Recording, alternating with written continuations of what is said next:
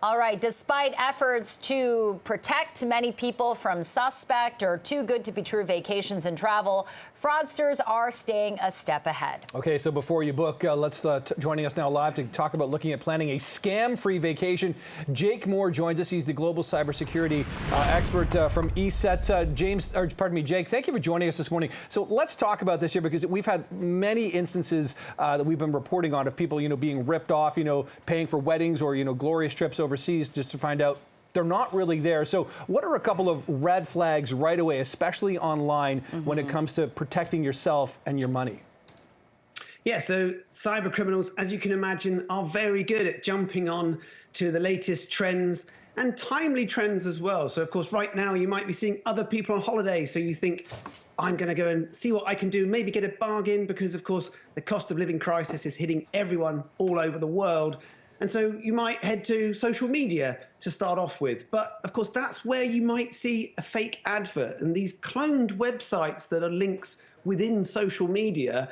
You may believe that they've already had their due diligence done already through the social media app itself. So it may take you to a very legitimate looking, authentic looking site. But of course, these clones are fakes. And unfortunately, by then you might be so duped in by it and taken in by the fact it looks good.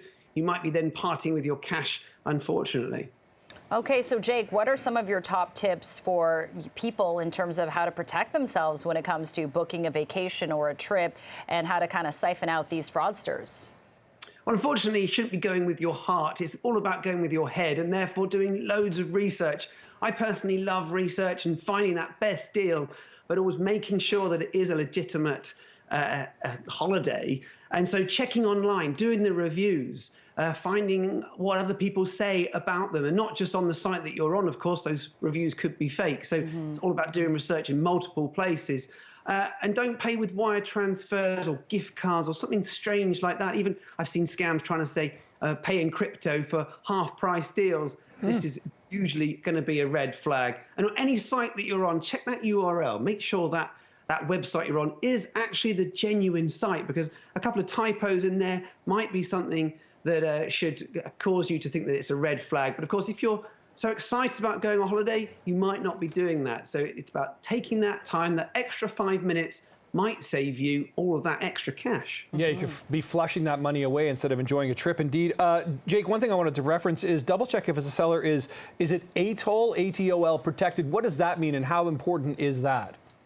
Yeah, ATOL protected sites will just give you that extra security. You know that you are dealing with a legitimate firm, and if they might just have a stamp on their site, but then you might have to still do that extra research, because it's easy to just say that we are ATOL protected and a number underneath it. It's like saying that a charity is an official registered charity, but to again do your due diligence and make sure that number does actually associate with that company. It gives you that protection should they go under, for example. We've seen airlines in the past that go down. If they're ATOL protected, it'll give you that security that if you've paid via the correct way, via your credit cards, for example, you will get that money back. Might give you some extra work to do to get the cash back, but there will be that extra protection. So that's one thing to definitely look out for. And Jake, are you seeing kind of this fraud be prevalent in the area of travel agents and people, pretending to be legit travel agents as well? Because sometimes, word of mouth, if it's someone that your friend has used or family member has used, you trust them and everything's,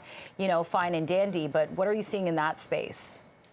Yeah, it's a good way that these criminals are able to use the ebb and flow of the yearly, say, calendar scams. But if you have been, say, sent messages from friends and family, like you say, that can add to the way that they can manipulate people into clicking on these links. The scam can be, say, twofold there.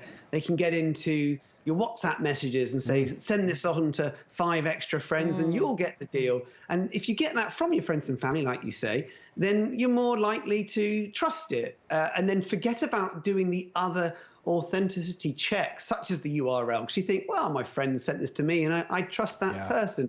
But of course, still go back and do that research. Yeah, if it's too good to be true, it likely is. That really seems to be the bottom line. Jake Moore, appreciate the time and expertise this morning. Thanks so much for being here. Thank you. Thank you. Yeah, great.